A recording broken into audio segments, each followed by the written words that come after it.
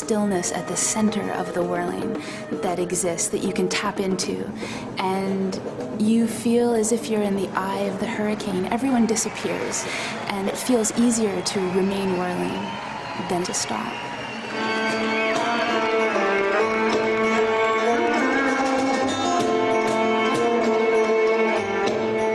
DJing, you look at the dance floor, there are black people, white people, Jewish people, Muslim people, gay, straight, young, all, and it did not matter. In that one single space, you just realize that in the essence we are all the same.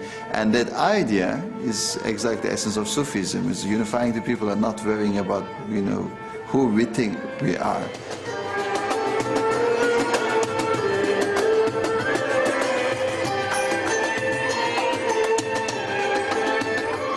I consider myself just a student, learning every single day. Like a little kid actually playing with the stones in the shore, and there is this whole ocean, what we call Sufism.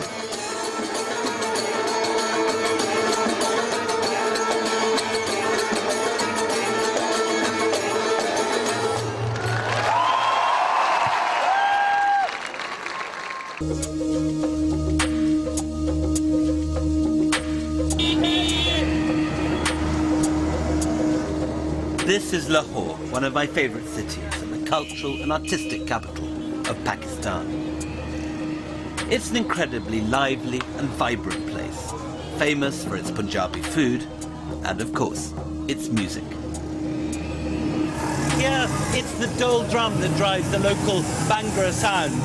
It's the heartbeat, in many ways the soundtrack to the city. Chale, let's go.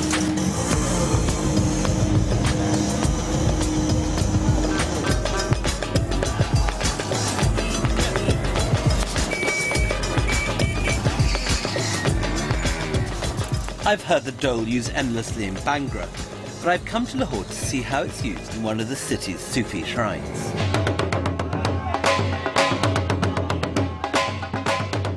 Every Thursday night, the night before the Muslim holy day, this is the ritual at the Baba Shah Jamal shrine.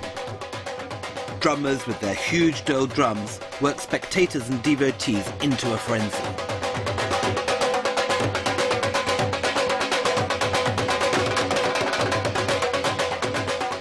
What it immediately reminds me of course, is the whirling dervishes we've seen in Turkey. But it's less refined, more raw, and much more elemental.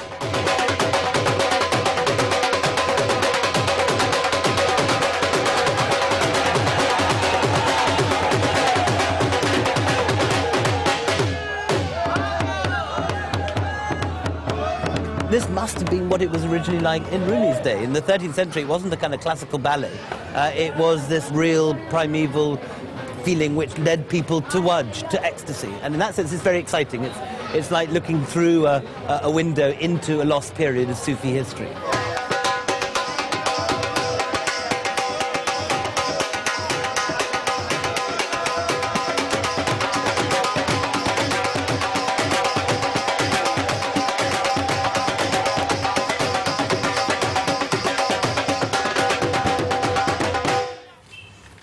If there's one figure who's completely synonymous with the Sufi music of Pakistan, it is, of course, Nusrat Fateh Ali Khan.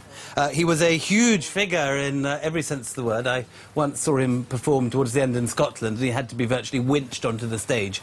But he was the great ambassador of Sufi music. He died in 1997, aged only 49. But as you can see here, he left behind him an extraordinary array of CDs. We must have about 200 here. Yes. Does he still sell? Is he remembered? Yes, this Nusrat is number one. Still number one? Yes, Fantastic. still number one.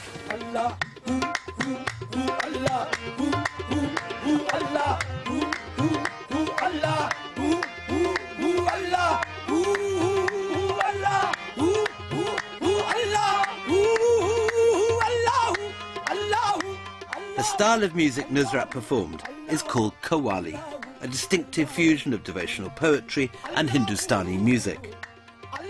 Largely thanks to Nusrat, it's become probably the best-known style of Sufi music in the world.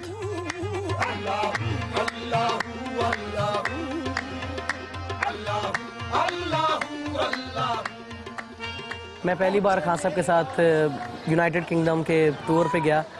वो बहुत बड़ा मुझे एक experience हुआ कि इस तरह भी होता है कि लोग बोली समझ रहे ना होने के बावजूद भी जो दिल से जो बात बंदा कह रहा है उसको वो समझ रहे होते हैं.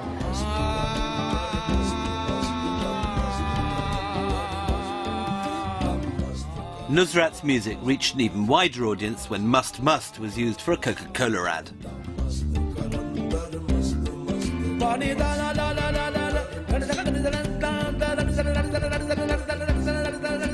Some criticised him for using spiritual music, praising a great Sufi saint, to sell fizzy drinks. But Nusrat took a different view. जब हम गाते हैं तो एक पैगाम होता है जो भाईचारे का, मोहब्बत का, अपनी मीडिया के तहत अपनी आवाज़ को और अपने पैगाम को वो पहुंचाना चाहते थे, तो ये इससे बेस्ट तरीका मुझे नज़र नहीं आया.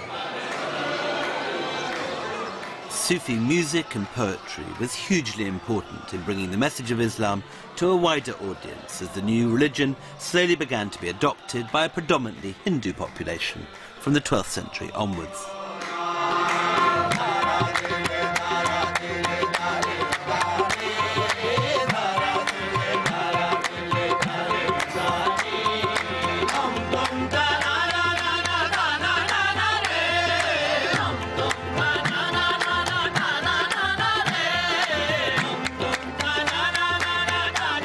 This piece was composed in the 13th century by the Sufi poet and musician mp4.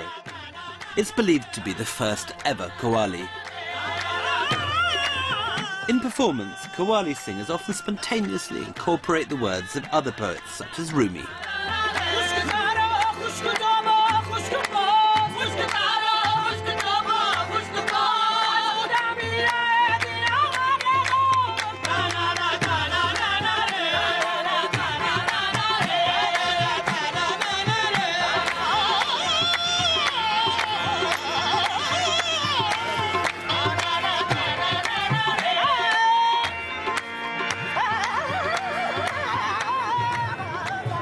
To hear the song still sung in a saint's shrine, in a living shrine where people still come with their most profound hopes and fears, is to have the thing put in context. This is where they were written, and this is where they are still best heard performed.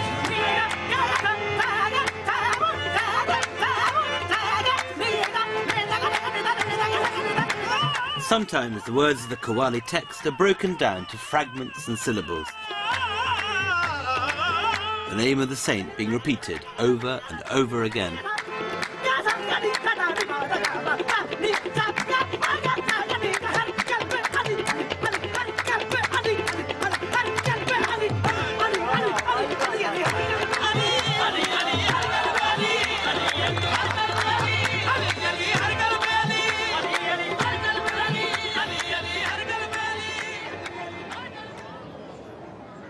Amir Khusro, the creator of qawwali, is buried in Delhi. He's regarded as one of the great fathers of North Indian classical music. It's a sign of the respect in which he is held that his tomb stands next to that of his great Sufi master, Nizamuddin Aulia, one of the most venerated of all Indian saints. For me, this is coming home. For 5 years I used to live around the corner from here, and it's where I first heard Sufi music, and was amazed to discover a form of Islam so very different from anything the prejudices of my upbringing had led me to expect. यही चीज तो प्यारी लगी यहाँ पे, ना हिंदू, ना मुसलमान, ना सिख, ना ईसाई, सभी धर्म के आ सकते हैं और सभी धर्म के इकट्ठे होकर उस प्रभु से प्रार्थना कर सकते हैं.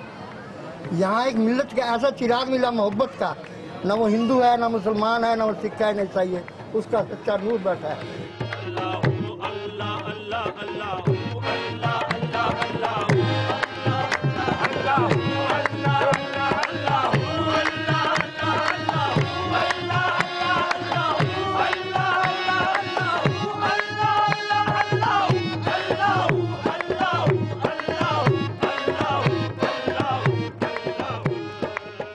I've been living in and writing about India for nearly 20 years now, and during that time there's been a depressing amount of violence between Hindus and Muslims. And against this background, a place like Nizamuddin, I think, is terribly, terribly important, because this is still a place where Hindus and Muslims, Sikhs and Christians all come together to pray, to bring their most profound wishes to the saint and to listen to qawwalis, all sitting down together. So here you have Sufism not as something sort of fluffy and otherworldly, but something that